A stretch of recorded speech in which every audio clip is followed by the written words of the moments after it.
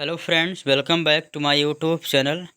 Friends, आज की इस वीडियो लेक्चर में हम भारत के भूगोल के इस वीडियो लेक्चर में आज हम भारत के मानसून जलवायु को समझेंगे, जिसमें कि कंसेप्चुअली और जो पिछले यूपीएससी और यूपीपीसीएस, आरओ और अदर स्टेट पीसीएस की परीक्षाओं में जो प्रश्न पूछे गए हैं उन सभी प्रश्नों को भी हम सॉल्व करेंगे और उस प्रश्नों को भी समझने की कोशिश करेंगे। ठीक है, स्टार्ट करते हैं। आज का जो पहला प्रश्न है कि मानसून शब्द की व्युत्पत्ति हुई है, तो मानसून शब्द की किस भाषा से इसकी उत्पत्ति हुई है और इसका क्या अर्थ है। तो मानसून शब्द की जो उत्पत्ति हुई है वो अरबी भाषा से है और ये अरबी भाषा के मौसिम शब्द से हैं, मौसिम, और इसका अर्थ होता है मौसम। ठीक है, मौसम, या फिर हम इसे ऋतु भी कहते हैं, ऋतु। ठीक है, चलिए नेक्स्ट क्वेश्चन पे चलते हैं। नेक्स्ट क्वेश्चन कि निम्न कथनों पर विचार कीजिए। भारत मूलतः एक मानसूनी देश है। और दूसरा दिया है कि उच्च हिमालय उसे जलवायु संबंधी विशिष्टता प्रदान करता है। ठीक है, तो कथन दिया हुआ है भारत एक मूलतः मानसूनी देश है, तो भारत एक मानसूनी देश है, ये बिल्कुल कथन सही है। और इसके कारण है कि भारत एक मूलतः मानसूनी देश है, इसके पीछे का देखिए कारण को सवाल हल करने का एक तरीका है, इसे आप प्रश्न कर सकते हैं इसके पीछे का, क्योंकि ठीक है कि भारत एक मूलतः एक मानसूनी देश है क्योंकि उच्च हिमालय उसे जलवायु संबंधी विशिष्टता प्रदान करता है। या फिर आप इसी से उल्टा सवाल इसलिए लगा के आप प्रश्न का जवाब पा सकते हैं कि उच्च हिमालय उसे जलवायु संबंधी विशिष्टता प्रदान करता है। जो उच्च हिमालय है उसे जलवायु संबंधी विशिष्टता प्रदान करता है, इसलिए भारत को मूलतः एक मानसूनी देश कहा जाता है। तो दोनों तरफ से इसका सही उत्तर मिल रहा है। कथन और कारण दोनों सही है और कथन जो है कारण जो है कथन की सही व्याख्या भी कर रहा है। ठीक है, तो इस तरह से इसमें ए ऑप्शन क्या हो जाएगा, सही उत्तर हो जाएगा। ठीक है, ए और आर दोनों सही है, आर जो है ए की सही स्पष्टीकरण है। नेक्स्ट क्वेश्चन है, देखिए यहाँ पर एक मैप दिया हुआ है। पहले ऐसे प्रश्न पूछे जाते थे लेकिन अब ऐसे प्रश्नों का ट्रेंड नहीं रहा है, फिर भी आप जान लीजिए। इसमें एक ऐसा देखिए यहाँ पर टेबल में दिया हुआ है, एक जहाँ पर लिखा हुआ है इसका मतलब वहाँ का टेम्परेचर 27 डिग्री से अधिक है, और जहाँ 2 लिखा हुआ वहाँ पर 25 से 27 डिग्री सेल्सियस है, 3 22 से 25 और 4 में बिलो 22 से कम रहता है। औसत वार्षिक तापमान दिया हुआ है। ठीक है, तो इस प्रश्न का जो सही उत्तर है वो है ऑप्शन डी। तो ऐसे प्रश्न अब नहीं पूछे जाते हैं। आगे है, यहाँ पर एक कथन दिया हुआ है और उसका कारण दिया हुआ है, दोनों को पढ़ते हैं। भारत की जलवायु उष्णकटिबंधीय मानसूनी की तरह है। ठीक है, तो भारत की जलवायु मानसून तरह है, बिल्कुल सही है। और दूसरा दिया कारण इसमें कि भारत उष्णकटिबंधीय अक्षांशों के बीचों बीच अवस्थित है। तो भारत की जो अवस्थिति है, एक चीज़ मैं आपको बता दूं, जब इसका विस्तार पढ़ेंगे तो भारत का जो सबसे मुख्य भूमि पर जो सबसे दक्षिणी मुख्य भूमि हिस्सा है वो 8 डिग्री 4 मिनट से लेकर, और जो इसकी उत्तरी बिंदु है जिसे हम इंदिरा काल कहते हैं, और एक कन्याकुमारी जो है वो 8 डिग्री 4 मिनट, यहाँ पर 37 डिग्री 6 मिनट उत्तरी अक्षांशों के मध्य, यानी 8 डिग्री 4 मिनट उत्तरी अक्षांश लेकर 37 डिग्री 6 मिनट उत्तरी अक्षांश के मध्य हैं। जबकि जो उष्णकटिबंध, ये प्रश्न दूसरा जो कारण दिया हुआ है ये कह रहा है कि 23.5 डिग्री नॉर्थ और 23.5 डिग्री दक्षिण, इनके बीच में कह रहा है कि भारत इसके मध्य है। तो ऐसा नहीं है, भारत पूरी तरह से किस गोलार्ध में है, उत्तरी पूर्वी गोलार्ध में है। भारत जो है उत्तरी पूर्वी गोलार्ध में है। तो दूसरा जो है कार्ड इसमें गलत हो जाएगा। इस प्रश्न का जो सही उत्तर है वो ऑप्शन बी, इसमें कि ए सही है और इसका कार्ड जो है गलत है। नेक्स्ट प्रश्न है, भारत के किस राज्य में मानसून का आगमन सबसे पहले होता है? तो भारत का सबसे पहला जो आगमन आगमन होता है वो केरल में होता है। ठीक है, दक्षिणी पश्चिमी मानसून जो है भारत का दक्षिणी पश्चिमी मानसून जो है वो सबसे पहले किस तट पे? तो केरल के मालाबार तट पे टकराती है। ठीक है, तो डी विकल्प बिल्कुल सही उत्तर है। नेक्स्ट है कि भारत में ग्रीष्मकालीन मानसून के प्रवाह की सामान्य दिशा क्या है? तो ध्यान रखिएगा, इसकी उत्पत्ति जो है इसकी दिशा मानी जाती है जहाँ से उसका सोर्स होता है। यदि हवा जो है दक्षिण दक्षिण पश्चिम से चल रहा है तो हम उसे कहेंगे दक्षिण पश्चिमी। ठीक है, और वही हवा यदि उत्तर की तरफ से उत्तर पूर्वी की तरफ से हो रहा है उत्तर पूर्वी तरफ से तो हम उसे कहेंगे उत्तर पूर्वी। ठीक है, और दक्षिण पश्चिम चल रहा है तो उसे दक्षिण। तो जो भारत की जो मानसून का प्रवाह होता है वो किधर से होता है? तो दक्षिण पश्चिम से उत्तर पूर्व की तरफ होता है। ठीक है, तो इस प्रश्न का जो सही उत्तर हो जाएगा ऑप्शन डी। चल नेक्स्ट प्रश्न में चलते हैं। क्वेश्चन नंबर क्या है 7। भारत में मानसून की उत्पत्ति निम्नलिखित पवनों में से किसके द्वारा होता है? तो ये है आपका दक्षिण पश्चिम पवन द्वारा। ए विकल्प बिल्कुल सही है, जैसा कि हमने पिछले क्वेश्चन में एक्सप्लेन भी कर दिया है। आगे है कि भारतीय उपमहाद्वीप पर ग्रीष्म ऋतु में उच्च ताप और निम्न दाब हिंद महासागर से वायु का कर्षण करते हैं, जिसके कारण प्रवाह होता है। तो अभी सेम वही प्रश्न का उत्तर है कि इसका जो उत्पत्ति होती है दक्षिण पश्चिम से होता है, दक्षिण पश्चिम से, तो उसे हम दक्षिण पश्चिमी मानसून कहते हैं। बी विकल्प इसमें सही उत्तर है। आगे है कि निम्नलिखित में से कौन सा एक सबसे सूखा स्थान है? यहाँ पर मुंबई, नई दिल्ली, लेह और बेंगलुरु, ये 4 शहर हैं। ध्यान रखिएगा फ्रेंड्स, आपको 2 शहर याद रखना है। लेह, ये लद्दाख का एक शहर है जहाँ पर न्यूनतम वर्षा होती है। पूरे भारत में सबसे शुष्क स्थल जो है लेह है। ठीक है, यहाँ पर सबसे कम वर्षा होती है। वही जो है मेघालय पे, ठीक है, गारो, खासी और जैंतिया छोटे छोटे पठार हैं। ठीक है, पहाड़ी हैं। उनमें जो खासी है, खासी पहाड़ी पर स्थित मासेराम मेघालय में पड़ता है। मासेराम स्थान है जहाँ पर 200 सेंटीमीटर से अत्यधिक वर्षा होती है, जो पूरे विश्व में, जहाँ भी पूरे विश्व में, अपितु मैंने भारत में भी सबसे अधिक वर्षा होती है। और इसके भारत में ही इसके साथ साथ पूरे विश्व में सबसे अधिक जो वर्षा होती है वो कहाँ पर होती है? ध्यान रखिएगा, मासिनराम मेघालय में सबसे अधिक वर्षा होती है। आगे बढ़ते हैं नेक्स्ट क्वेश्चन पे। नेक्स्ट प्रश्न है कि भारत को उष्णकटिबंधीय और उपोष्णकटिबंधीय विभाजन करने के आधार के रूप में मानी गई जनवरी की समताप रेखा कितना है? तो भारत में कितनी वर्षा है यानी जनवरी के महीने में? तो औसतन जो है तापमान वो 18 डिग्री सेल्सियस है। देखिए भारत जो है इसका विस्तार जो है, एक बार मैप में आपको दिखा दूं, भारत का जो विस्तार है वो कर्क रेखा के दक्षिण में ये वाला जो हिस्सा है ये उष्णकटिबंधीय क्षेत्र में आता है। उष्णकटिबंधीय क्षेत्र में, जबकि कर्क रेखा के उत्तर में इसे उपोष्णकटिबंधीय या फिर शीतोष्णकटिबंधीय कहते हैं।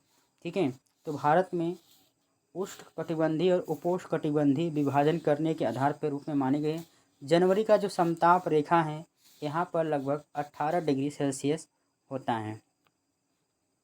नेक्स्ट प्रश्न है, यहाँ पर भारत का मैप दिया हुआ है और भारत के मैप में एक इस तरह से ये जो ड्रा किया गया है इसके संबंध में आपको बताना है।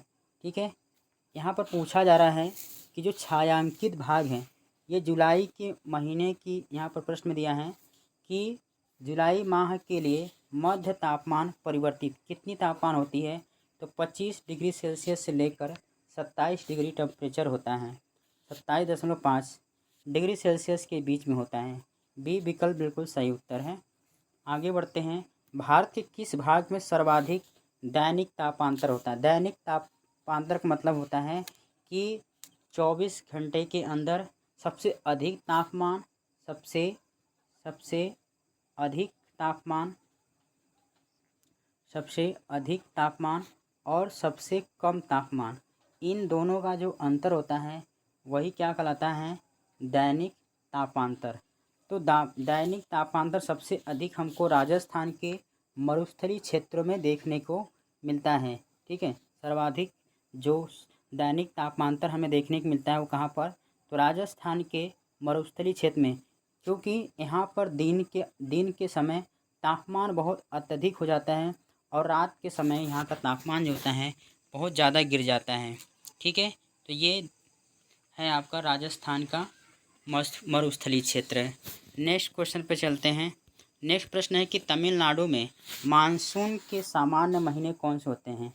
जैसा कि हम जानते हैं पूरे भारत में सबसे अधिक जो वर्षा होती है वो किस मानसून से होती है? तो दक्षिणी पश्चिमी मानसून से होता है। जबकि तमिलनाडु में जो मानसून के सामान्य महीने होते हैं, जब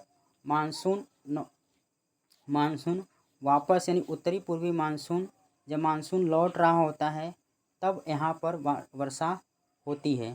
ठीक है, तो यहाँ पर नवंबर दिसंबर के महीने में बारिश होती है। ठीक है, दक्षिण भारत में उत्तरी पूर्वी मानसून का मौसम रहता है और यहाँ पर तमिलनाडु का जो कोरोमंडल तट है ठीक है, कोरोमंडल तट पे वर्षा होती है। इसके साथ साथ आंध्र प्रदेश के दक्षिणी भाग में जैसे रायलसीमा और इसके साथ साथ पूरे तमिलनाडु और उसके बाद केरल के दक्षिणी पूर्वी तट पे, कर्नाटक के दक्षिणी पूर्वी तट में, यानी पूरे इन क्षेत्रों में नवंबर दिसंबर के महीने में वर्षा होती है। ठीक है,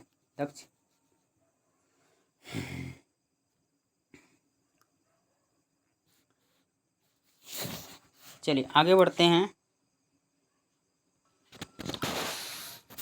नेक्स्ट क्वेश्चन है कि भारतीय मानसून मौसमी विस्थापन से इंगित है, जिसका कारण क्या है?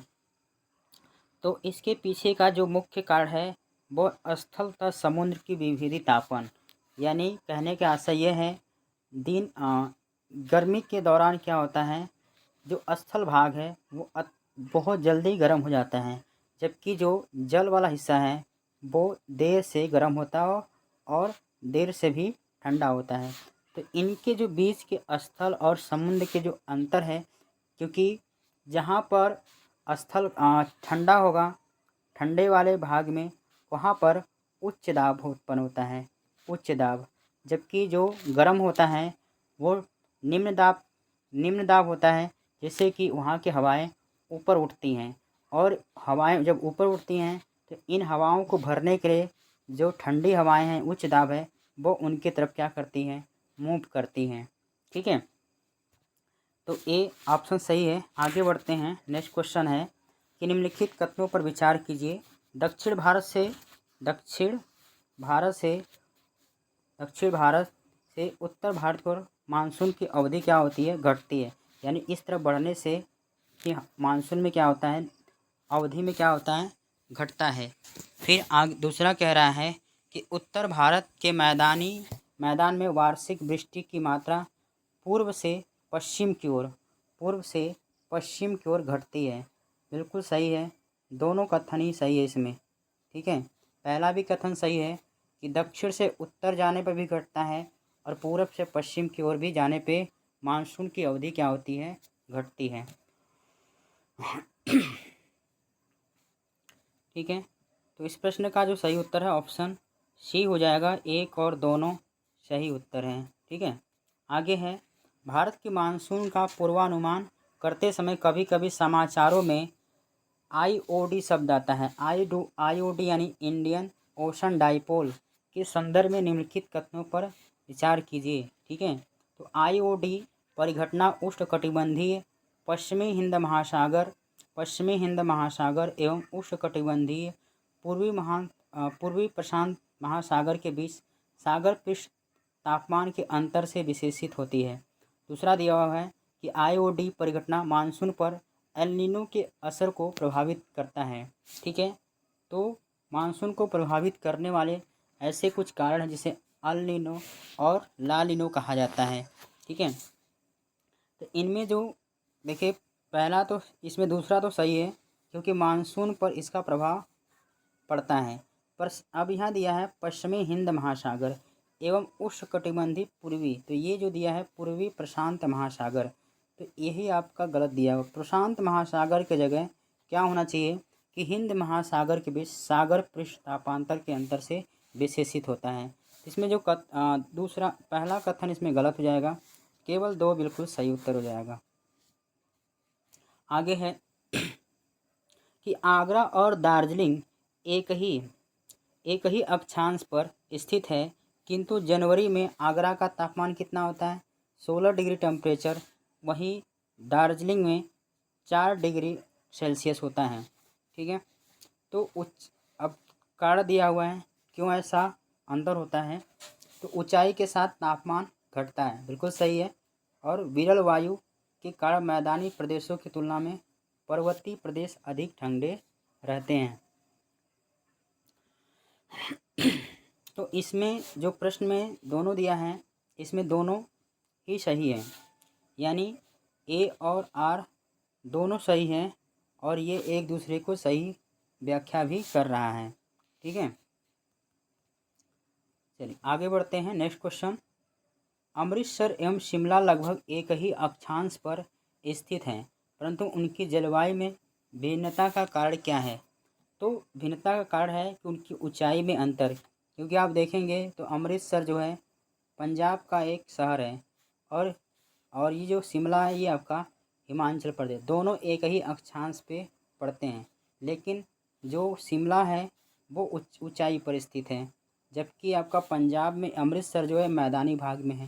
तो इसके पीछे का कारण क्या है, तो उनकी ऊंचाई में भिन्नता के कारण ऐसा है। आगे है, निम्नांकित में से कौन सी एक प्रकार की जलवायु का छत्तीसगढ़ राज्य में फैलाव पाया जाता है। तो छत्तीसगढ़ में किस प्रकार की जलवायु पाई जाती है, तो आर्द्र दक्षिण पूर्व। ठीक है, ए विकल्प बिल्कुल सही उत्तर है। आगे हैं कि निम्नांकित क्षेत्रों में कौन सा क्षेत्र मानसून की अरब सागर से अधिक प्रभावित नहीं होता है। अरब सागर की शाखा से, क्योंकि आप जानते हैं भारत में 2 तरह की शाखा हैं, एक तो अरब सागर की तरफ से चलने वाली अरब, इसे बोलते हैं अरब की शाखा। ठीक है, अरब सागर, और जबकि इधर जो हवाएं चलती हैं उन्हें हम बंगाल की खाड़ी की शाखा कहते हैं, बंगाल की खाड़ी। तो कह रहा है कि अरब सागर शाखा से अधिक प्रभावित कौन सा क्षेत्र नहीं होता है, तो वो है आपका छत्तीसगढ़ बेसिन, डी विकल्प सही है। आगे हैं कि निम्नलिखित स्थानों में से कहाँ पर आर्द्र जलवायु का अनुभव होता है। ठीक है, अहमदाबाद, कोची, लुधियाना और तेजपुर, इन 4 शहरों का नाम दिया हुआ है। इस प्रश्न का जो सही उत्तर ऑप्शन डी है, केवल 2 और 4 जो है जहाँ पर हमें आर्द्र जलवायु का अनुभव होता है। आगे है कि मानसून का निवर्तन इंगित करता है, जैसे मानसून जब एक बार मानसून का आगमन होता है तो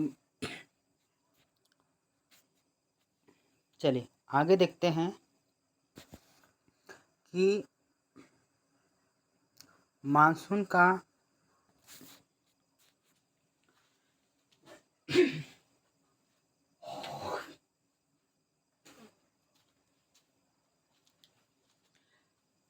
का निवर्तन इंगित करता है।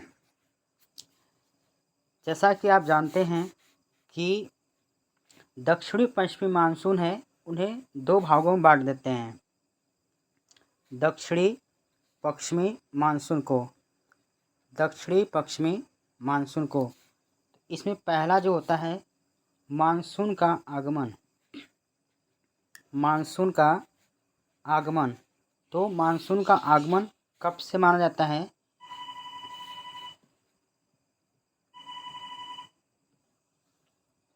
तो मानसून जो है, मानसून दक्षिणी पश्चिमी मानसून को 2 वर्गों में बांटते हैं। पहला कि मानसून का आगमन, मानसून का आगमन, और इसमें दूसरा जो है मानसून का निवर्तन,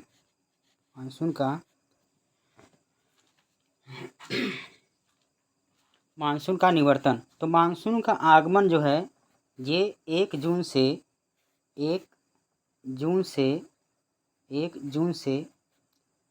1 सितंबर तक माना जाता है। 1 जून से लेकर 1 सितंबर इसमें मानसून का आगमन होता है। इसके बाद 1 सितंबर से लेकर 1 दिसंबर तक, 1 सितंबर से लेकर 1 दिसंबर तक इसमें मानसून का निवर्तन काल होता है।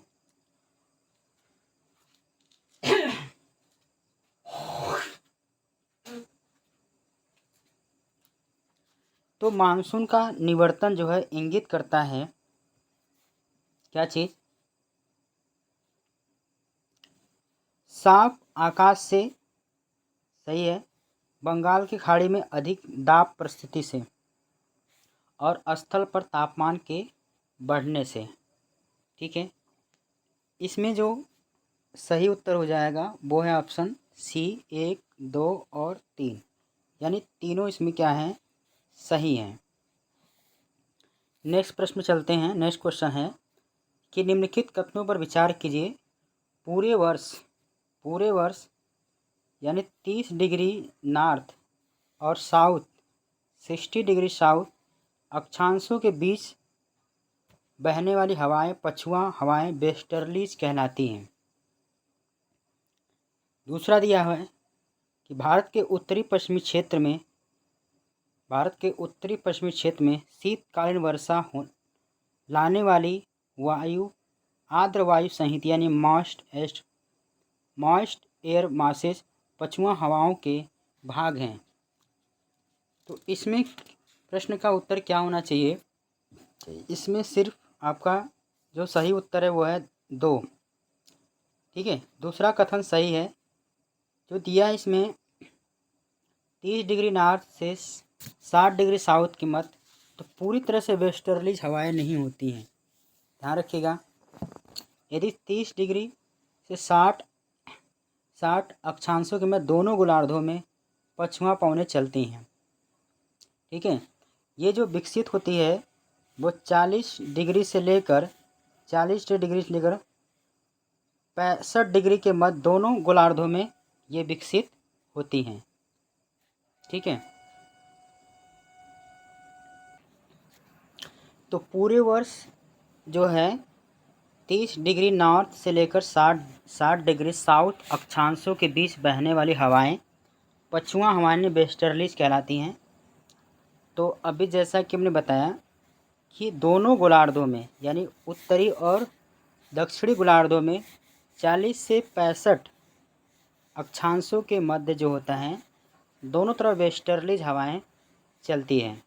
ठीक है, यानी पछुआ हवाएं, पर ज़्यादातर जो है वो किस गोलार्ध में ज़्यादा प्रभावी होती हैं तो हैं दक्षिणी गोलार्ध में। इसके पीछे कारण है क्योंकि दक्षिणी गोलार्ध में किसी प्रकार का अवरोध उत्पन्न नहीं होता है, जबकि स्थल खंड पे अवरोध उत्पन्न होता है जिससे कि उतनी प्रभावी नहीं होता है। तो जैसा कि अपने हवाओं के ऐसे नाम सुना होगा कि 40 अक्षांश पर बहने वाली हवाएं चालीसा, ठीक है, चालीसा, और प्रचंड प्रशासा, चीखता साटा, गरजता, जो 40 डिग्री के लगभग बहती हैं उसे हम गरजता चालीसा कहते हैं, गरजता चालीसा। और 50 पे जो है उसे हम प्रचंड पचासा कहते हैं, प्रचंड पचासा। और 60 पे जो बहती हैं उसे हम चीखता साठा कहते हैं। चीखता साठा क्यों? क्योंकि जो दक्षिणी गोलार्ध में हवाएं दक्षिणी गोलार्ध में जो पछुआ पवनें हैं ये काफ़ी तीव्र गति से चलती हैं, जबकि उत्तरी गोलार्ध में उतनी तेज़ी से प्रभावी नहीं होती हैं। ठीक है, तो इस प्रश्न का जो सही उत्तर है वो है ऑप्शन 2 सही उत्तर है। ठीक है, ये वाला आपका गलत हो जाएगा। नेक्स्ट क्वेश्चन है। ठीक है, तो इस प्रश्न का जो सही उत्तर हो जाएगा आपका केवल 2 कथन सही है। नेक्स्ट प्रश्न है कि inter tropical conversion zone ITCZ एक निम्न वायु दाब पेटी स्थित होती है। तो ये क्या होता है? तो भूमध्य रेखा के ये 0 डिग्री यानी 5 डिग्री उत्तर में और 5 डिग्री दक्षिण के मध्य जो दाब पेटी है इसी को हम बोलते हैं ITCZ inter tropical conversion zone.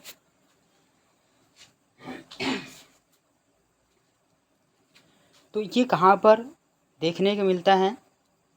तो इस प्रश्न का जो सही उत्तर हो जाएगा ऑप्शन डी यानी भूमध्य रेखा पेटी स्थित है।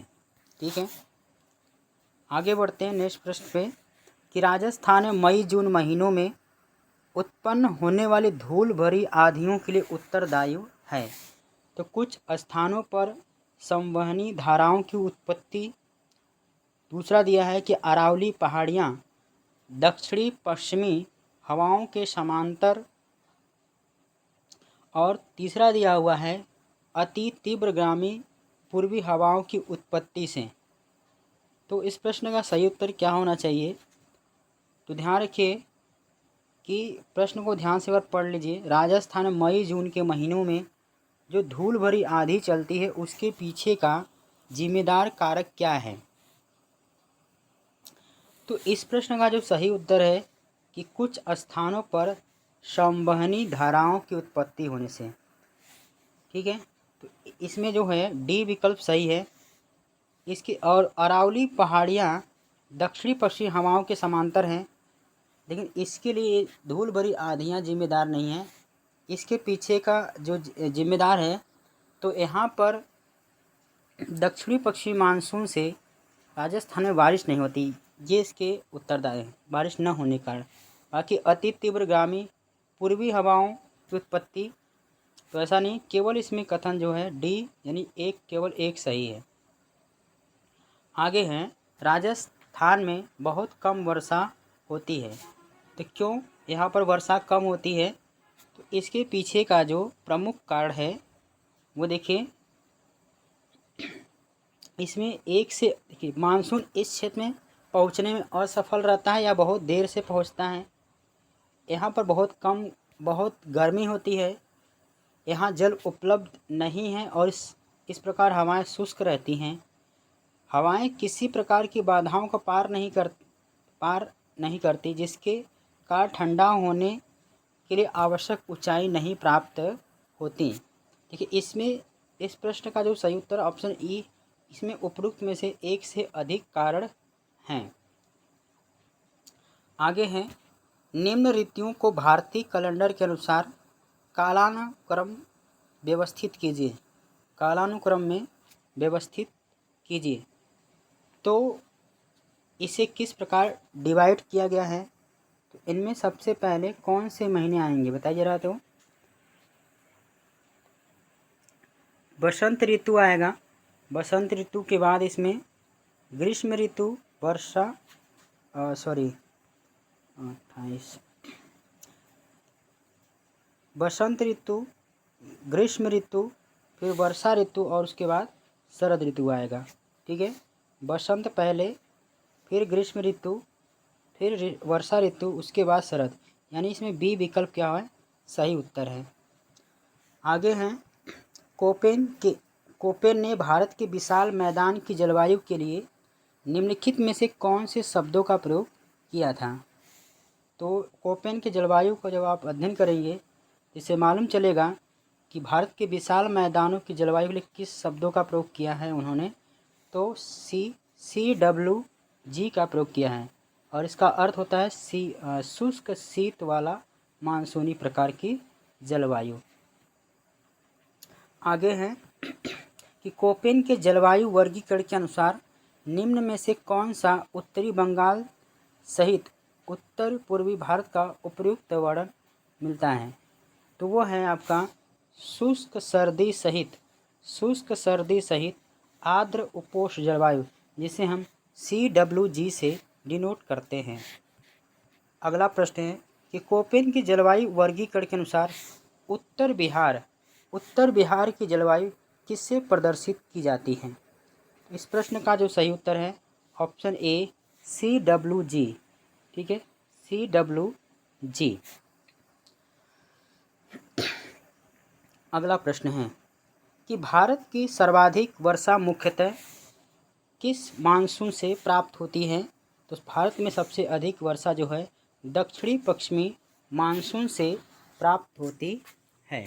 ठीक है, नेक्स्ट प्रश्न है कि उत्तर पूर्वी मानसून से सबसे अधिक वर्षा वर्षा प्राप्त करने वाला राज्य कौन सा है? यानी जब मानसून वापस लौट रहा हो, इस तरह से जब उत्तरी पूर्वी मानसून और बंगाल की खाड़ी से जल ग्रहण करके कोरोमंडल तट पर यानी तमिलनाडु के कोरोमंडल तट पर वर्षा नवंबर दिसंबर के महीने में होता है। ठीक है, तो सी विकल्प में आपका सही उत्तर है। आगे है निम्नलिखित राज्यों में से किसमें अधिकतम औसत वार्षिक वर्षा होती है? तो सबसे अधिक वर्षा कहाँ पर होती है? दिए गए विकल्प के हिसाब से बी विकल्प में सही है, जहाँ पर लगभग वार्षिक वर्षा 3043.3 सेंटीमीटर मिमी वर्षा होती है। ठीक है, अगला प्रश्न है कि नीचे स्थानों के जो युग्म दिए गए हैं उनमें ऐसा युग्म कौन सा है जिसके दोनों नगर लगभग एक ही अक्षांश पर अवस्थित हैं, फिर भी उनकी वार्षिक वर्षा की कुल मात्रा का अंतर सर्वाधिक सुस्पष्ट है? तो वह है अजमेर और शिलांग। ठीक है, शिलांग जो है ये मेघालय की राजधानी है, जबकि अजमेर जो है राजस्थान का एक शहर है। तो ये दोनों लगभग एक ही अक्षांश रेखा पे पड़ते हैं, लेकिन यहाँ पर इन दोनों में वार्षिक वर्षा क्या है मात्रा अलग है। इसके पीछे का कारण है इनकी अवस्थिति। आगे है एक मौसम विज्ञान केंद्र का औसत वार्षिक तापमान 26 डिग्री सेल्सियस है। इसकी औसत वार्षिक वर्षा 63 सेंटीमीटर है और इसके तापमान का वार्षिक प्रतिशत 9 डिग्री सेल्सियस है। ये किस शहर के बारे में बात किया जा रहा है? इस प्रश्न का जो सही उत्तर है ऑप्शन बी चेन्नई। तो इस प्रश्न का जो सही उत्तर है आपका बी। ठीक है, आगे बढ़ते हैं नेक्स्ट प्रश्न की तरफ कि नीचे दिए गए भारतीय नगरों में सामान्य वर्षा की सही अवरोही क्रम कौन सा है? यानी इनमें सबसे अधिक वर्षा, फिर उससे कम, उससे कम, उससे कम। ठीक है, तो इनमें जो सबसे अधिक वर्षा होती है कोच्चि जो कि केरल का शहर है, फिर कोलकाता, पटना और दिल्ली इनमें सबसे कम वर्षा। सी विकल्प बिल्कुल सही उत्तर है। आगे है कि आम्र वर्षा संबंधित है। तो इसमें आम्र वर्षा क्या है, थोड़ा इसके बारे में समझते हैं। तो आम्र वर्षा कर्नाटक व केरल में होने वाली मानसून पूर्व फुहार है, जो आम की फसल के लिए अत्यधिक लाभकारी होती है। आम के लिए लाभकारी होती है। ठीक है, तो इस प्रश्न का जो सही उत्तर है ऑप्शन डी आम की फसल। ठीक है, तो आम्र वर्षा से क्या संबंध है? तो आम की फसल से, यानी आम के फसल को होने वाले लाभ से। यानी जब देखते होंगे जून के महीने में, उससे पहले अप्रैल में, मई में फुहार जैसी वर्षा होती है। ठीक है, चलिए आगे बढ़ते हैं नेक्स्ट प्रश्न की तरफ। अगला प्रश्न है भारत में सबसे कम वर्षा वाला स्थान कौन सा है? तो भारत में सबसे अधिक वर्षा होती है कहाँ पर? तो मासीराम मेघालय में। और सबसे कम वर्षा कहाँ पर होती है? लेह में। लेह कहाँ पर पड़ता है? तो लद्दाख में, जहाँ पर 60 सेंटीमीटर से कम वर्षा होती है। ठीक है। चलिए आगे बढ़ते हैं नेक्स्ट प्रश्न की तरफ कि निम्नलिखित में से किस स्थान पर सबसे कम वर्षा होती है। तो अभी ये सेम प्रश्न है वही कि डी यानी लेह में सबसे कम वर्षा होती है। अगला प्रश्न है कि चेरापूंजी अवस्थित है। तो चेरापूंजी जो है पहले चेरापूंजी यानी मेघालय का चेरापूंजी जो है सबसे अधिक वर्षा वाला स्थान था। फिलहाल में इसका जो मासीराम मेघालय मासीराम है वहाँ पर अत्यधिक वर्षा होती है। ठीक है, जो कि चेरापूंजी और मासीराम जो ये दोनों कहाँ पर हैं, मेघालय ही राज्य में हैं। आगे बढ़ते हैं। भारतवर्ष में सर्वाधिक वर्षा वाला क्षेत्र कौन सा है।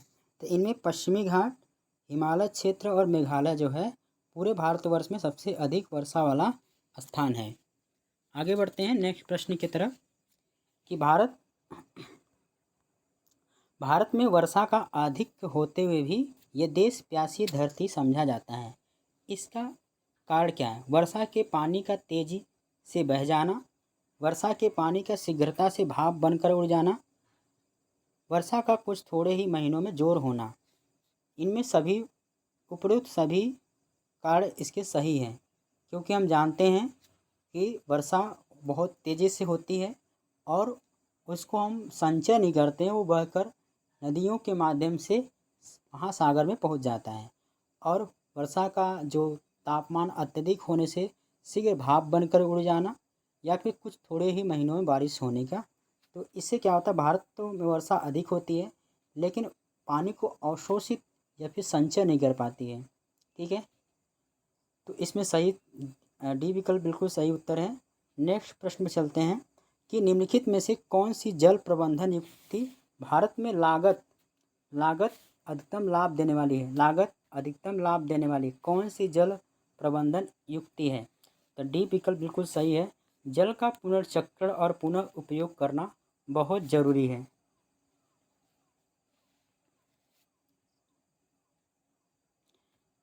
इस प्रश्न का जो सही उत्तर दिया गया है फ्रेंड्स कि वर्षा के जल का संचयन करना।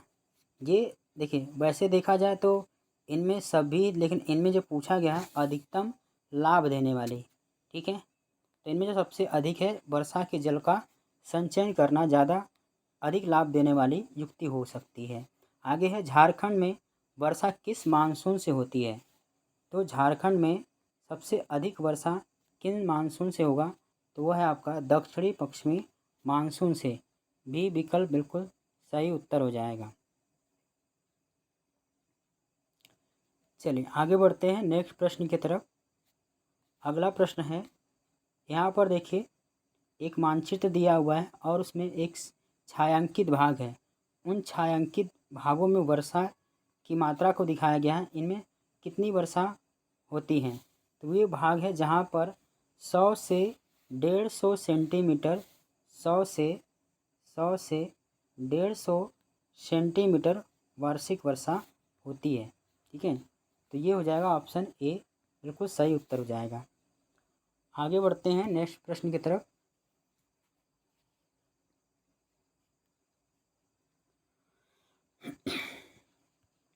आगे है, जब पुष्कर की पहाड़ियों में भारी वर्षा होती है तो बाढ़ कहाँ होती है। पुष्कर कहाँ पर है। ये पुष्कर झील जो है राजस्थान में है। ठीक है, यहाँ पर वर्षा अधिक होती है पहाड़ियों पर।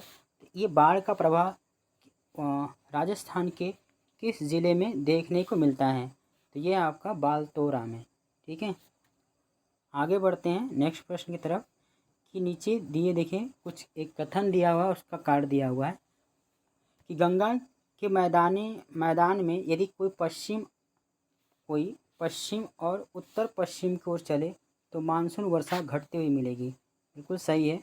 इधर हम जब पूरब से पश्चिम तरफ बढ़ते हैं तो मानसून की जो अवधि है घटती हुई मिलती है। गंगा के मैदान में कोई जो ऊपर बढ़ता जाएगा आर्द्रताधारी मानसून पवन और ऊंची जाति मिलेगी।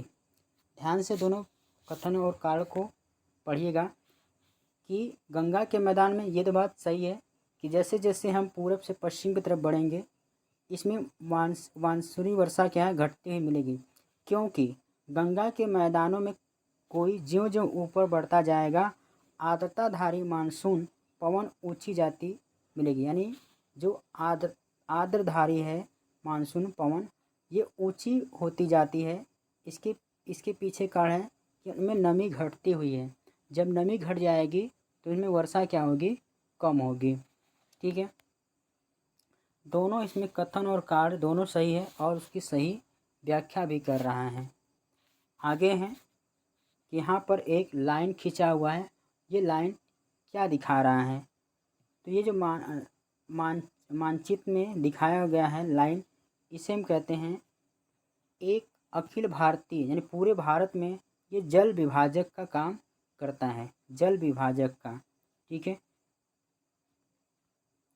बी विकल्प में सही उत्तर। ऐसे पहले प्रश्न पूछे जाते थे, अब ऐसे प्रश्न नहीं पूछे जाते हैं। ठीक है, बहुत पुराना प्रश्न है। अब देखिए यहाँ पर सूची 1 और सूची 2 को मिलाना है। एक तरफ जलवायु परिस्थितियाँ दिया हुआ है और उसके पीछे का कारण दिया है। जैसे कोलकाता है, कोलकाता की अपेक्षा चेन्नई अधिक गर्म है। इसके पीछे का कारण क्या है? ठीक है, इसके पीछे का कारण क्या है? इसके पीछे कारण है अक्षांश, यानी एक जो है, एक के साथ जो है ये हमारा पांचवा है। ठीक है, नीचे दिख लिया है, ये अक्षांश इसके पीछे का कारण है। और इसके बाद हिमालय में हिमपात का जो कारण है वो है तंगुता। ठीक है, और इसके बाद पश्चिम बंगाल से पंजाब की ओर आते आते वर्षा कम हो जाती है, वो है समुद्र से दूरी इसके पीछे का कारण है। और इसके बाद सतलज गंगा मैदान में शीतकालीन कुछ वर्षा होती है, तो वो पश्चिमी दाब के कारण होती है। ठीक है, चलिए आगे बढ़ते हैं नेक्स्ट प्रश्न की तरफ। भारत के अर्ध शुष्क क्षेत्रों में जल ढाल विकास का प्रमाणक चिन्ह क्या है? तो इसका जो सही उत्तर हो जाएगा कि भारत के अर्ध शुष्क क्षेत्रों में जल ढाल विकास का प्रमाणक चिन्ह क्या है?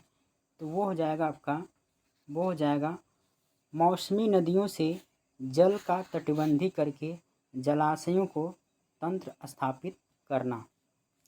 आगे है कथन और कारण दिया हुआ है।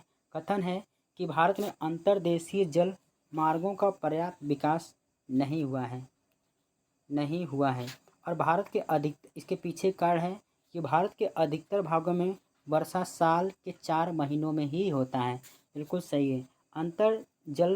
अंतर्देशीय जल मार्गों का विकास नहीं हुआ है, इसके पीछे कारण है कि भारत के अधिकतर भागों में वर्षा कितनी होती है, सिर्फ 4 महीने में होता है।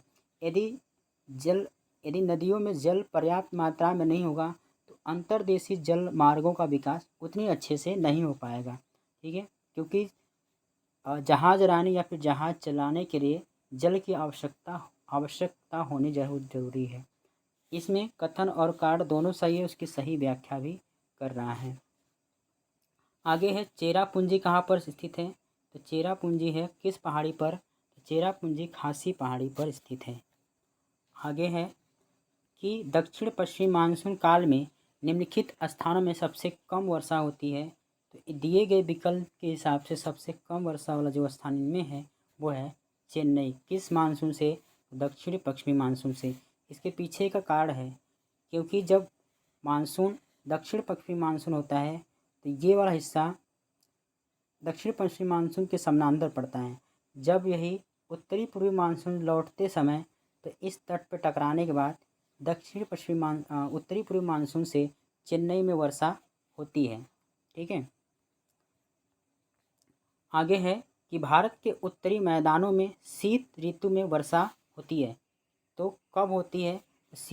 उत्तर मैदानों में शीत ऋतु वर्षा लौटते हुए मानसून से भारत के उत्तरी मैदान में शीत ऋतु शीत ऋतु कब मानी जाती है? 1 दिसंबर से लेकर 1 मार्च के मध्य। चलिए आगे बढ़ते हैं कि भारत के उत्तरी मैदानों में शीत ऋतु वर्षा होती है, तो वो है आपका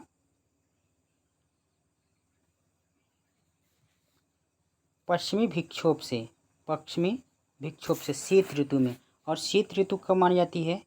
1 दिसंबर से लेकर 1 मार्च के मध्य जो है वो शीत ऋतु। ठीक है, तो शीत ऋतु में देखेंगे तो भारत के उत्तरी पश्चिमी मैदानी भागों में पश्चिमी विक्षोभ, ये पश्चिमी विक्षोभ उत्पन्न कहाँ होता है? तो भूमध्य सागर से जो जो पश्चिमी जेठ हवाएं होती हैं, उन हवाओं के माध्यम से आर्द्रता ग्रहण करके ये अ, भारत के उत्तरी पश्चिमी हिस्सों में पंजाब, हरियाणा और पश्चिमी उत्तर प्रदेश में यहाँ पर वर्षा होती है। और ये इन फसलों के लिए जो गेहूँ और चना होता है, मटर वगैरह, उन फसलों के लिए फ़ायदेमंद होता है। ठीक है, चलिए आगे बढ़ते हैं नेक्स्ट प्रश्न की तरफ। भारत में शरतकालीन वर्षा के क्षेत्र हैं, तो किन क्षेत्रों में शरतकालीन वर्षा होती है? तो पंजाब व तमिलनाडु वाले क्षेत्रों में वर्षा होती है। आगे है कि तमिलनाडु में शरतकालीन वर्षा अधिकांश जिन कारणों से होती है, तो किन वर्षों से होती है? तो तमिलनाडु में करा। तो तमिलनाडु में जो वर्षा होती है तो वो होती है उत्तरी पूर्वी मानसून से, क्योंकि जब मानसून लौट रहा होता है तो कोरोमंडल तट पे तमिलनाडु के टकराने के बाद कोरोमंडल तट पे, जिसमें कि दक्षिणी आंध्र प्रदेश और उसके बाद कर्नाटक के दक्षिणी पूर्वी हिस्से में, केरल के दक्षिणी पूर्वी हिस्से में और तमिलनाडु के कोरोमंडल तट पे वर्षा होती है। ठीक है, तो किस मानसून से? तो उत्तरी पूर्वी मानसून से। नेक्स्ट प्रश्न है, भारत के उत्तरी मैदान में जाड़ों में कुछ वर्षा होती है और जाड़े में उत्तरी पूर्वी मानसून सक्रिय होती है।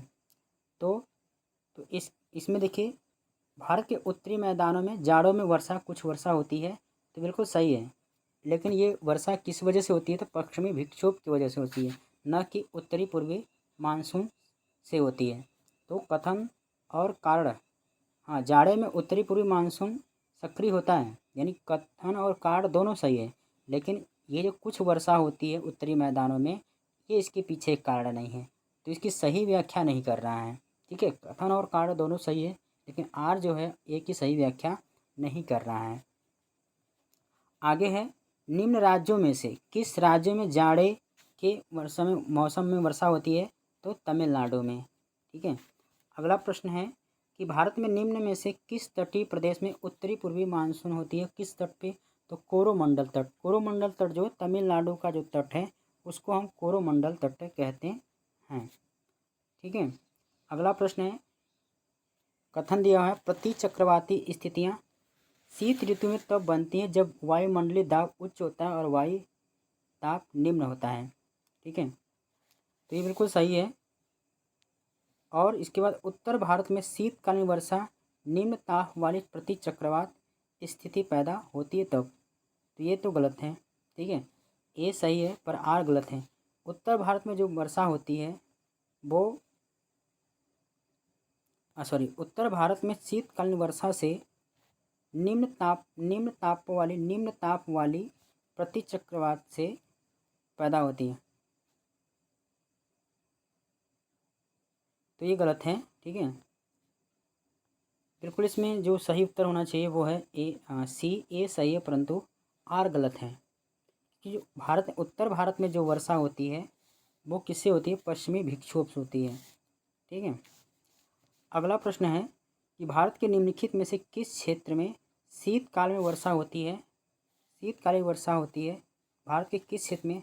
तो भारत के दक्षिणी पूर्वी क्षेत्र में और इसके बाद कुछ उत्तरी पश्चिमी क्षेत्र में भी वर्षा होती है। तो ये ए और डी बिल्कुल दोनों सही उत्तर होना चाहिए, क्योंकि शीतकालीन वर्षा में इधर पश्चिमी विक्षोभ से और इधर उत्तरी पूर्वी मानसून से वर्षा होती है। ठीक है, अगला प्रश्न है कि भारत के उत्तर पश्चिमी मैदान में पश्चिमी विक्षोभ से जाड़े में होने वाले वर्षा की मात्रा क्रमशः किस वर्ष से घटती हुई जाती है? तो यदि पश्चिमी विक्षोभ से वर्षा होती है तो इधर वाले क्षेत्र में अधिक वर्षा होगी, और जैसे जैसे ये हम पश्चिम से पूरब तरफ आएंगे तो इसकी वर्षा की मात्रा क्या होगी? घटती हुई जाएगी। ठीक है, तो बी विकल्प बिल्कुल सही उत्तर हो जाएगा। नेक्स्ट है कि निम्नलिखित में से कौन सा कारण भारत के उत्तर पश्चिमी भाग में शीत ऋतु में होने वाली वर्षा के लिए उत्तरदायी है? तो वो है आपका सी, पश्चिमी विक्षोभ से वर्षा होती है। अगला प्रश्न है, सन 2004 के सुनामी द्वारा भारत के निम्न तटों में से कौन सर्वाधिक दुष्प्रभाव हुआ था। तो जब 2004 में सुनामी हुआ था तो उत्तरी पूर्वी मानसून से सबसे अधिक चक्रवात से प्रभावित हुआ था कोरोमंडल तट। ठीक है। अगला प्रश्न है कि हुदहुद चक्रवात से भारत का निम्नलिखित में कौन सा तटीय क्षेत्र प्रभावित हुआ था।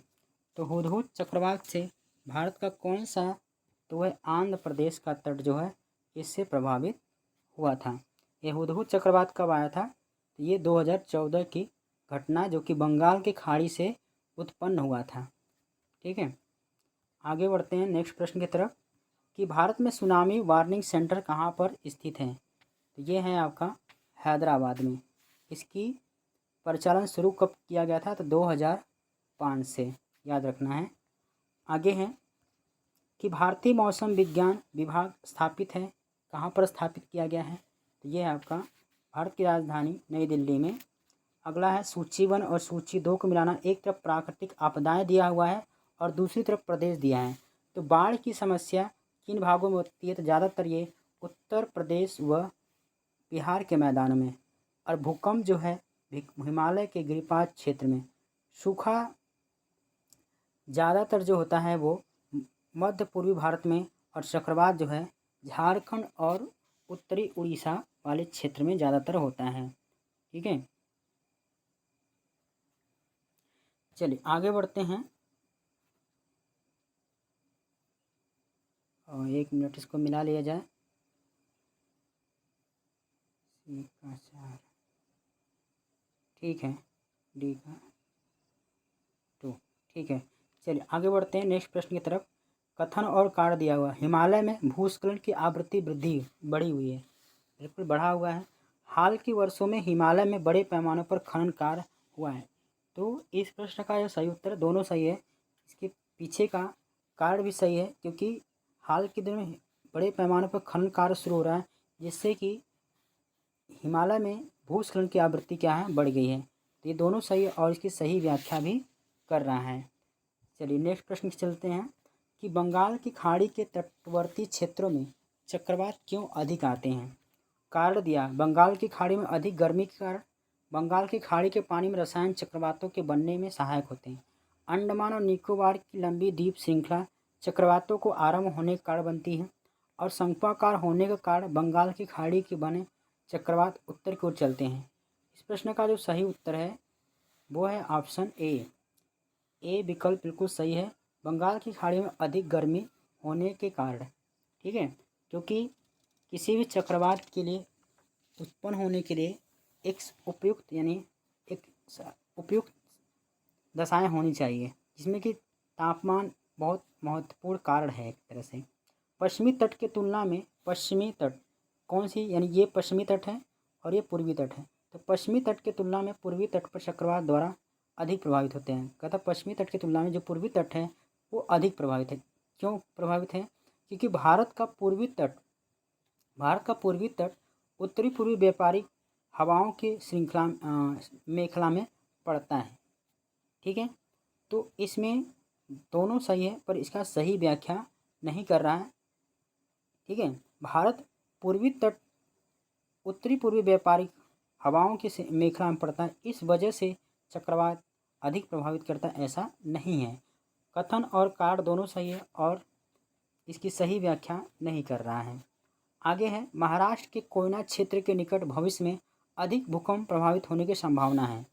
ठीक है, कोयना वाले क्षेत्र में, और कोयना बांध एक पुराने भ्रंश स्थल पर अवस्थित है, जो कोयना जलाशय में जल स्तर के परिवर्तन के साथ अधिक सक्रिय हो सकता है। तो बिल्कुल सही है, इनमें कथन और कार्य दोनों सही है और उसकी सही व्याख्या भी कर रहा है। निम्नलिखित राज्यों में से किसमें सर्वाधिक प्राकृतिक आपदाएं आती हैं। ठीक है, तो सबसे अधिक प्रभावित वाला जो राज्य है वो उड़ीसा, जहाँ पर बाढ़ की भी समस्या, सूखे की भी समस्या और चक्रवात की समस्या, इन तीनों समस्याओं से जूझता रहता है। आगे है, देश के पहले आपदा प्रबंधन प्रशिक्षण संस्थान स्थापना कहाँ पर किया गया है, तो है आपका लातूर। लातूर कहाँ पड़ता है, महाराष्ट्र में है। नेक्स्ट प्रश्न है, भारत का निम्नलिखित में से कौन सा क्षेत्र उच्च तीव्रता की भूकंपी में नहीं आता है। ठीक, कक्षा आता है हिमाचल प्रदेश भी है और उत्तराखंड में। जो नहीं आता है वो है कर्नाटक का पठार। ठीक है, देखिए भारत को पहले 5 जोन में बांटा गया था, पहला, दूसरा, तीसरा, चौथा और पाँचवा। फिर इन्हें क्या किया गया, पहले को दूसरे के साथ क्या कर लिया, समावेशित कर लिया गया। तो अब इस समय भारत में कुल 4 भूकंपीय क्षेत्र हैं। ठीक है, तो पहले भूकंपीय क्षेत्र के 5वें भूकंपीय क्षेत्र के अंतर्गत जो है, जिसमें कि सबसे अधिक प्रभावित होने वाली क्षेत्र है। इनमें देखिए जम्मू कश्मीर, लद्दाख, हिमाचल प्रदेश, उत्तराखंड, बिहार जो कि कुछ भाग, कच्छ और अंडमान निकोबार द्वीप समूह सहित पूर्वोत्तर क्षेत्र, ये सबसे अधिक प्रभावित होने वाला क्षेत्र है। ठीक है, जो कि जोन 5 में आता है। इसके बाद जोन 4 में कौन कौन से क्षेत्र हैं, दिल्ली सहित भारतीय गंगा मैदान क्षेत्र, शेष हिमालय, गुजरात के भाग, महाराष्ट्र के कोयना क्षेत्र, सिक्किम वाला क्षेत्र, ये जोन 4 में आते हैं। ठीक है, इसके बाद जो है जोन 3 में लक्षद्वीप, पश्चिमी घाट, प्रायद्वीप भारत और उत्तर प्रदेश की राजधानी लखनऊ सहित मैदानी भाग, ये आ जाता है जोन 3 में। इसके बाद जो जोन 2 में, इसे 1 और 2 को एक साथ समाहित कर लिया गया, वो कौन सा, प्रायद्वीप पठार का अधिकांश भाग और कर्नाटक का पठार प्रायद्वीपीय पठार के अंतर्गत है। तो जो सबसे कम प्रभावित वाला क्षेत्र जोन 2 में आते हैं। अगला है कि भारत को कितने भूकंपीय जोखिम अंचलों में विभाजित किया गया है। तो 2, पहले इसे कितने भागों में था, तो 5 में था, लेकिन फिलहाल में इसे 1 और 2 को क्या कर लिया गया है, एक साथ समाहित कर लिया गया है। तो वो है आपका 4, इस प्रश्न का सही उत्तर हो जाएगा। आगे हैं, पिछले 2 दशकों में उत्तर भारतीय मैदानों में बाढ़ की बारंबारता बढ़ गई है। पीछे कारण कि गाद के निक्षेपण के कारण नदी घाटियों में गहराई कम हो गई है। तो इस प्रश्न का जो सही उत्तर ऑप्शन ए आर दोनों सही है, और आर जो है ए की सही व्याख्या भी कर रहा है। ठीक है, नदियों घाटी में क्या है, जब नदी घाटी में सिल्ट की निक्षेपण ज़्यादा हो जाएगा तो इसकी गहराई कम हो जाएगी, तो बहुत जल्दी बाढ़ का जल है वो फैल जाएगा। ठीक है, जिससे कि आसपास के जो इलाके हैं वो डूब जाएंगे। ठीक है, नेक्स्ट प्रश्न है कि भारत का सबसे अधिक बाढ़ग्रस्त राज्य कौन सा है। सबसे अधिक जो बाढ़ग्रस्त राज्य है वो आपका बिहार है। ठीक है, बिहार है। नेक्स्ट प्रश्न है कि उत्तर प्रदेश के निम्न में से कौन सा क्षेत्र सर्वाधिक बाढ़, तो भारत उत्तर प्रदेश का जो सबसे सर्वाधिक क्षेत्र प्रभावित हो पूर्वी क्षेत्र है, जिसमें कि आपका पूर्वांचल वाले जितने भी ज़िले आते हैं, गोरखपुर है, उसमें गोरखपुर, कुशीनगर, महाराजगंज, ठीक है, बस्ती, गोंडा, ये सब जितने आते हैं ज़्यादा इनसे प्रभावित वाले क्षेत्र हैं। आगे है, कौन सा कथन इनमें सही है। प्राकृतिक आपदाएं सर्वाधिक क्षति विकासशील देशों में करती हैं। भोपाल गैस त्रासदी मानव निर्मित थी। भारत आपदा युक्त देश है, तो भारत आपदा युक्त देश है, बिल्कुल है। और मैंग्रोव चक्रवातों का प्रभाव कम करते हैं। देखिए फ्रेंड, ये प्रश्न जो है इसके कथन चारों सही हैं, लेकिन इस वाला जो तीसरा कथन है इसमें त्रुटि है। ठीक है, तो इसके हिसाब से जो विकल्प हैं तो इनमें से कोई नहीं मिलेंगे, इसको हम स्टार कर लेते हैं। चारों कथन इसमें सही हैं। आगे बढ़ते हैं नेक्स्ट प्रश्न की तरफ। एक तरफ प्राकृतिक आपदा और उससे प्रभावित क्षेत्र या प्रदेश दिया हुआ है, तो बाढ़ से सबसे अधिक प्रभावित जो क्षेत्र है वह है उत्तर प्रदेश और बिहार का मैदान। भूकंप से ज़्यादा प्रभावित क्षेत्र हिमालय वाला क्षेत्र है। सूखा से जो ज़्यादा क्षेत्र है वो पश्चिम और मध्य भारत के क्षेत्र हैं, और सुनामी जो है भारत के दक्षिणी तटीय क्षेत्र हैं। ठीक है, चलिए आगे बढ़ते हैं नेक्स्ट प्रश्न की तरफ कि समुद्री चक्रवात तूफान तौकते किस सागर से उत्पन्न हुआ था। तो तौकते किस सागर से उत्पन्न हुआ था, तो है आपका अरब सागर से। ठीक है, 2021 में ये गुजरात के तट से टकराया था। इसके बाद मई माह में उष्णकटिबंधीय चक्रवात का कारण क्या है। ये है स्थानीय तापांतर, यानी जैसे मान लीजिए ये एक क्षेत्र है निम्न दाब का, ये है आपका उच्च दाब का क्षेत्र है। निम्न दाब का और निम्न, तो हवाएं जो होती हैं निम्न दाब में हवाएं ऊपर उठती हैं। ठीक है, ऊपर उठती हैं, और जो उच्च दाब की हवाएं होती हैं इनकी तरफ अग्रसर होती हैं। ठीक है, और इन दोनों के दबाव के कारण से इस तरह से चक्रवात उत्पन्न होता है। ठीक है, तो स्थानीय तापांतर का मुख्य इसमें कारक है। आगे है कि हाल में समाचारों में चर्चित ओखी क्या है। तो ओखी एक चक्रवात है जो कि नवंबर 2017 में भारत के तट से क्या हुआ, टकराया था।